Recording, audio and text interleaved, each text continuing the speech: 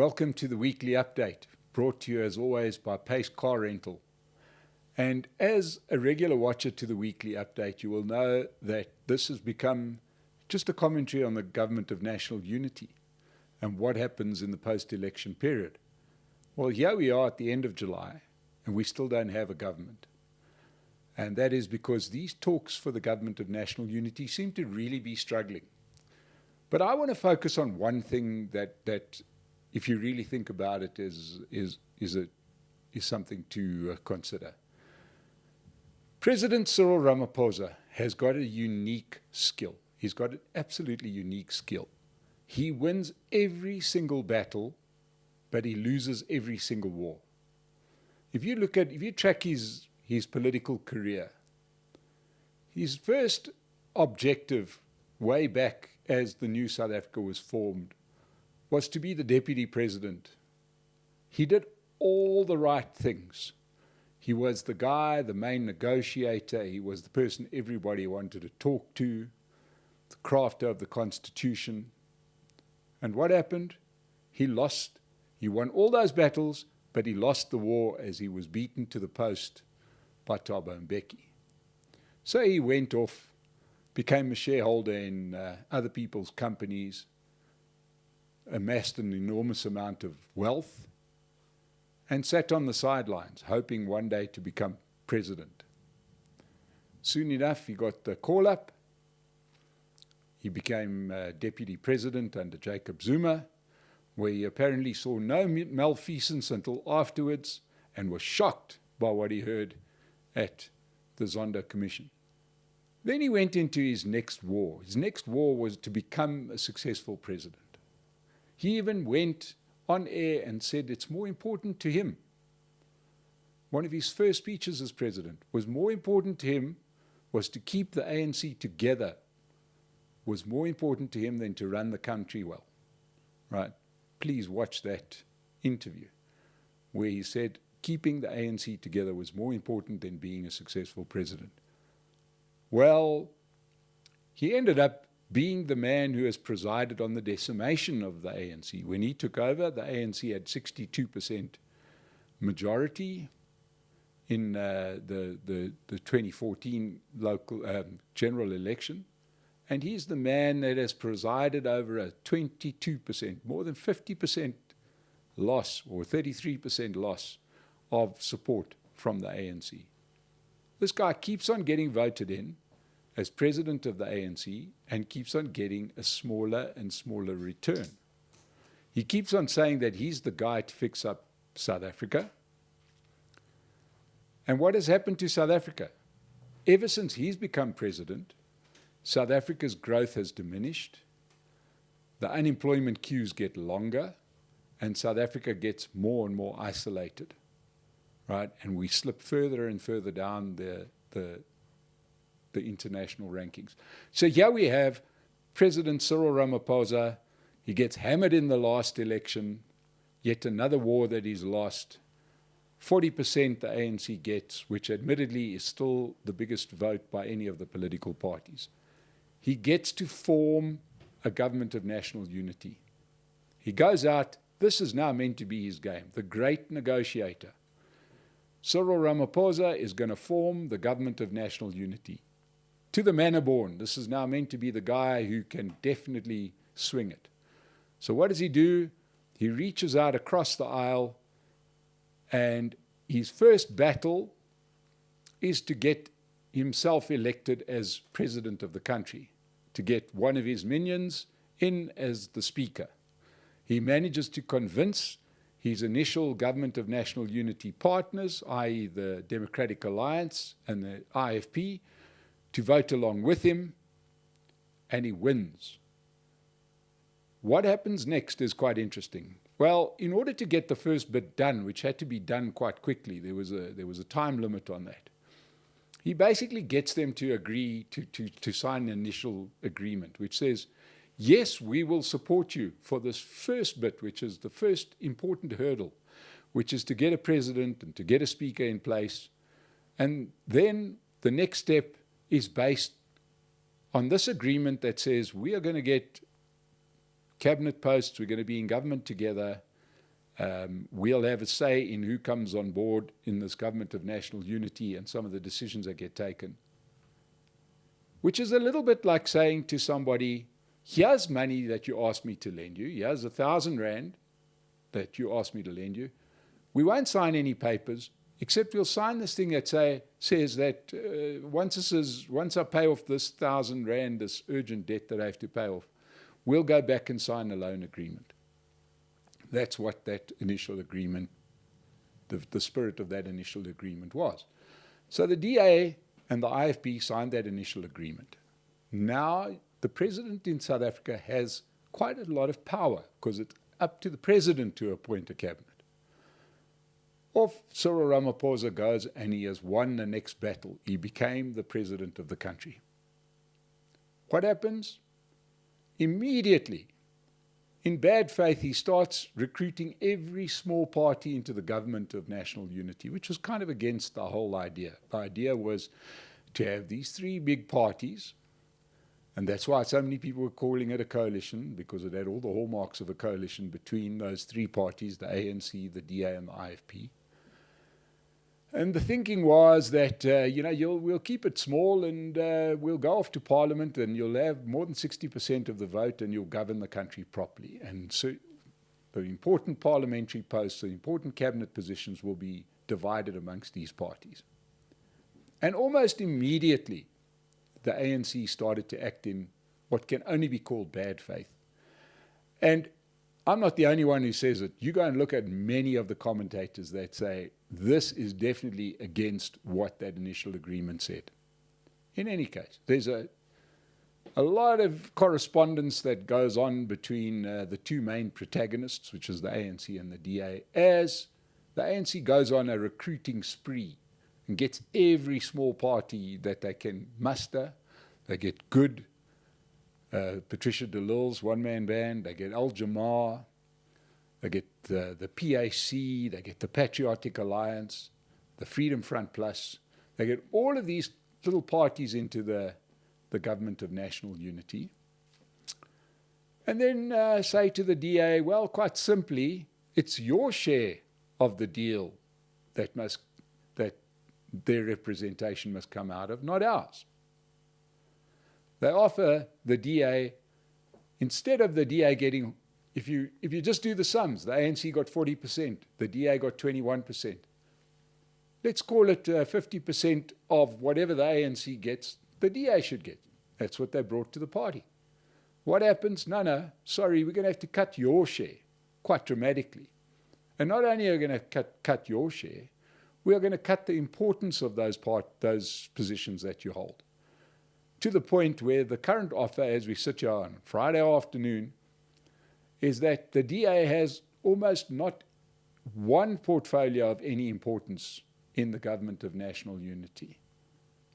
And what are the options here? Well, there's every chance that Cyril Ramaphosa wins this particular battle. The DA has now got egg on their face. They said they're in for this government of national unity. They said they're going to do this in good faith.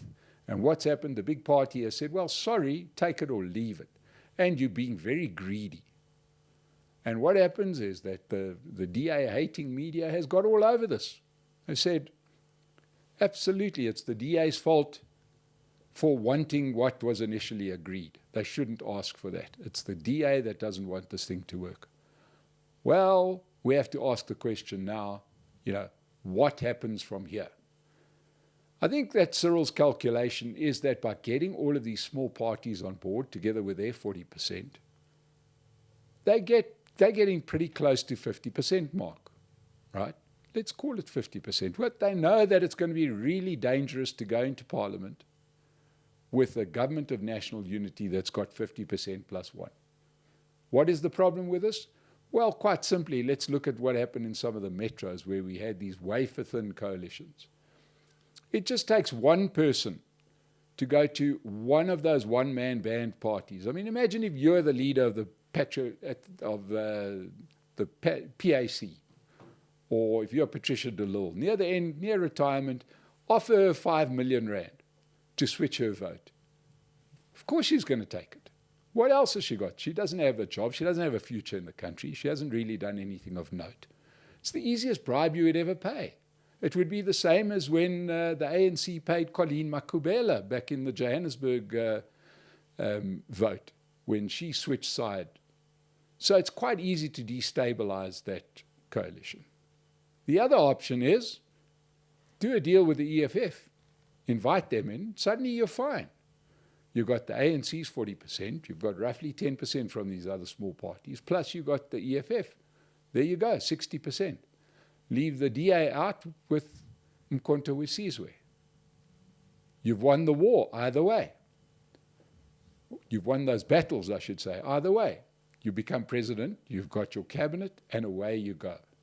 But you're going to lose the war. Much like when Cyril Ramaphosa refused to move on the Zondo Commission findings. He stalled, he huffed, he puffed, he wouldn't do anything and wouldn't put anybody in jail. What happened? ANC got punished at the polls. When everybody was saying load shedding is a bad idea, what did Cyril Ramaphosa do? He did nothing. Got smashed at the polls, 40%. So he's going to go into an unstable coalition government with a whole lot of people that have betrayed him before at local government election, rats and mice parties that are very, very prone to being bought off. And now he's going to have quite a time in Parliament because you're going to end up with opposition parties that are quite well organized. The country is going to meander along. We are not going to create jobs. The rand's going to get smashed. Inflation will go through the roof by definition for a very simple reason. Our currency will devalue. When the currency devalues, we import all of our oil. The oil price will go up in rand terms, which means the petrol price will go up, which means that inflation will continue, which means that the Reserve Bank will have no option but to keep rates high. In fact, they may have to hike rates, which means the economy gets worse. And the unemployment queue will grow. So well done, Cyril. You've won the battle. You've screwed the DA completely. And you've acted in bad faith, but it doesn't care. You've stuck to your guns. You've done what you always do. You've smiled a lot. You've blamed other people. But you're going to reside over a government that's going to be catastrophic. Included in many of those current government of national unity parties are many parties that will soon realize that their own brand is being tarnished, and they will start leaving that coalition in droves, which will force a constitutional crisis, as everybody votes in a motion of no confidence against our president a year from now. And South Africa will head back to the polls. And what will happen? The ANC won't go down to 38%. They'll go down to 18%, as they did in the Western Cape. Right? Once people lose faith in your ability to govern, they will punish you. South Africans are very politically astute. So Cyril Ramaphosa is going to win this battle. He is going to get the DA out of this government of national unity, because I don't think the deal that's on the table can be accepted by the DA without them looking really stupid, right? So as we sit here ahead of a weekend in which our ministers, our cabinet is meant to be announced, I'd be mighty surprised if there's a walk back now and suddenly the DA gets its share, just a share according to the numbers, not to be prescriptive, gets its share of what it should do. And that's not just in the government, but also in some of the oversight bodies, right? If they accept something which holds absolutely no power whatsoever, what would be the point in the DA giving their share of the vote to the ANC? So I don't see the DA going for a deal. I don't see the ANC dramatically changing the deal. And even if they do, I think that the government of national unity is close to being doomed, whichever way it goes, to being stillborn because the level of mistrust with all the members must be absolute, because you never know when Cyril Ramaphosa is going to screw you next. So this is going to be a really, really difficult time, but it's going to end up being a continuation of Cyril Ramaphosa's trick of really making wonderful short-term wins, and in the long term you lose. You know, there's been many celebrated cases. Now, let's look at the implication of this on some of the provinces, because in working in the spirit of this agreement, the ANC, together with the DA and the IFP and the National Freedom Party, a one-man band, were able to get KwaZulu-Natal away from Mkhonto weSizwe. I don't know if that's going to stand, because one motion of no confidence, re-vote, if this coalition falls apart, we know who's going to be governing KwaZulu-Natal. The ANC polled just over 30% in Gauteng.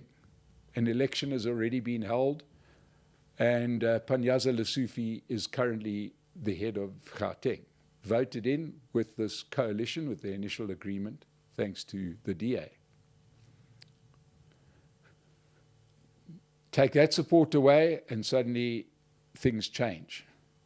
Can other parties fill this in? Well, potentially, to a large degree, the EFF can get them maybe just at the mark. In the long term, this is going to make things very, very unstable in many, many provinces. And who is going to be the big loser is going to be the ANC. I've got to say, if I was an ANC member, I'd start to wonder whether Cyril Ramaphosa isn't actively working against the ANC, because every move he makes in the fullness of time ends up absolutely smashing the support of the ANC. This is just another case of Cyril Ramaphosa, who said he was all about crime busting, the man who's going to solve our corruption problem, but yet he has Zizi Kodwa in Parliament. He has supported other people, other thieves like, Nomvula Mokonyane, Gwede Mantashe, and it's not just me saying that, that was in the Zondo report, where he's been soft on these kind of issues, having said he will leave no stone unturned. He will definitely do whatever it is, whatever he promises. There'll be no corruption during the COVID response. Instead, when it happens, he does absolutely nothing. This man is going to win this battle. He's going to win this battle.